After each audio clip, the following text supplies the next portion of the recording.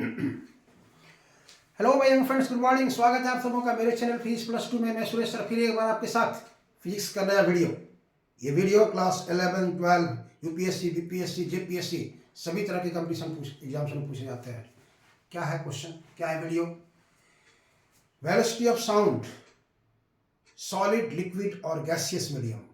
ध्वनि का वेग ठोस, द्रव और गैस किसमें अधिक होती है और क्यों? वेलोसिटी ऑफ साउंड सबसे अधिक किसमें होता है और क्यों होता है? तो वेलोसिटी ऑफ साउंड किसी भी मीडियम में डिपेंड करता है elasticity of the medium, coefficient of elasticity of the medium और डेंसिटी ऑफ द मीडियम का रेशियो पर।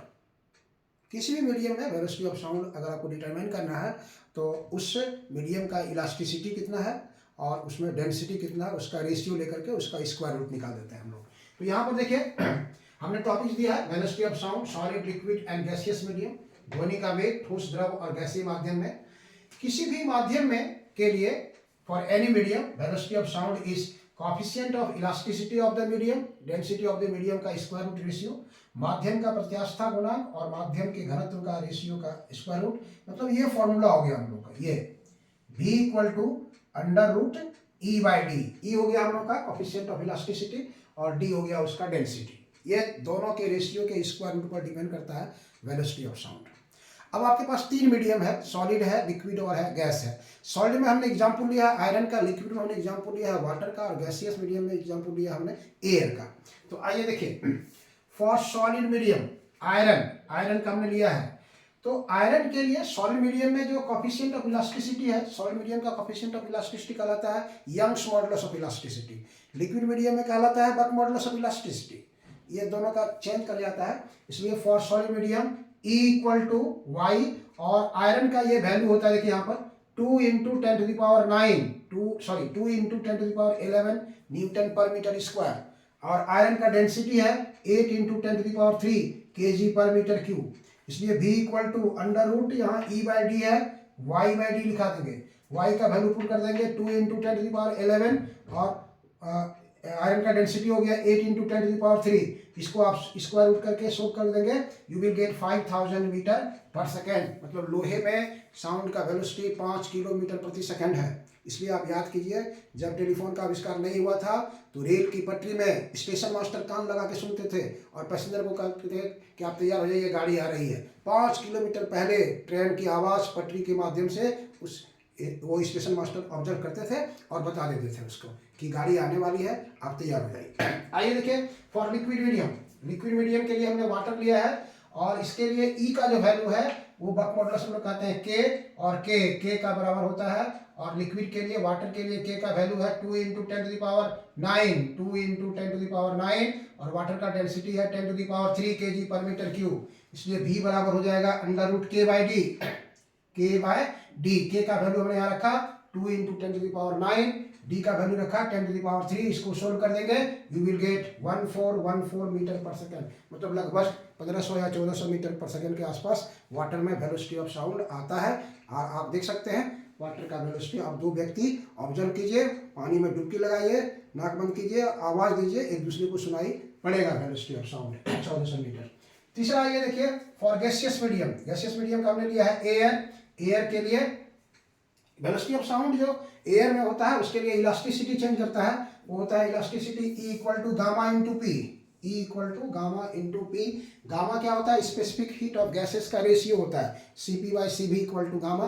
गामा मोनोएटॉमिक गैस के लिए 1.67, डायटोमिक के लिए 1.41, ट्राइएटोमिक के लिए 1.33। एटमॉस्फेयर में जो गैस है वो उसकी अधिकता जो हमारे पास है वो है डायटोमिक का है।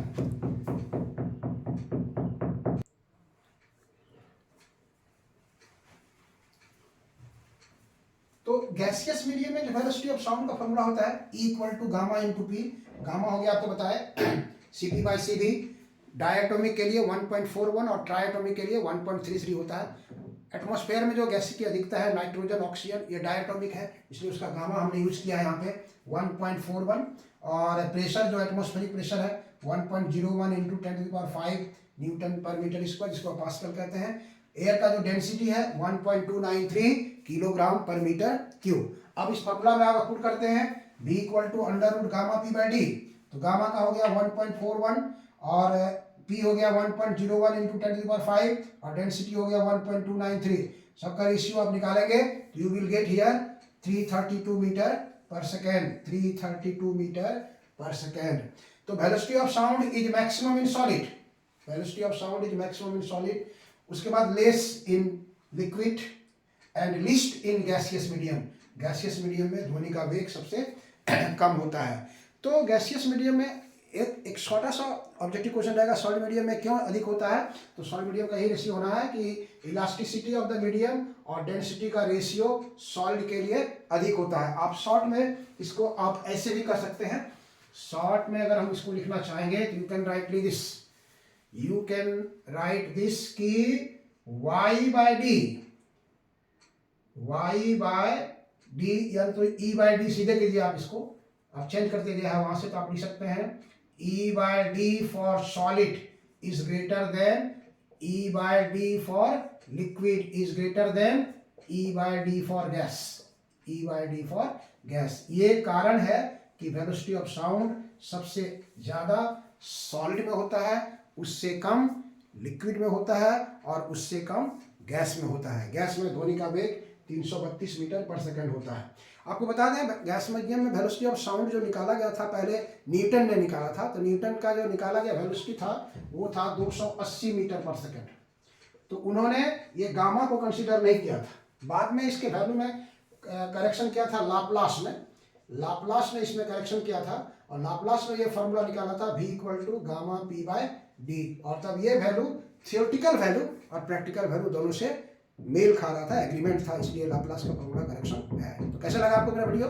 अगर अच्छा लगे तो लाइक करना, सब्सक्राइब करना और शेयर करना नहीं भूलिएगा। चलिए, थैंक यू।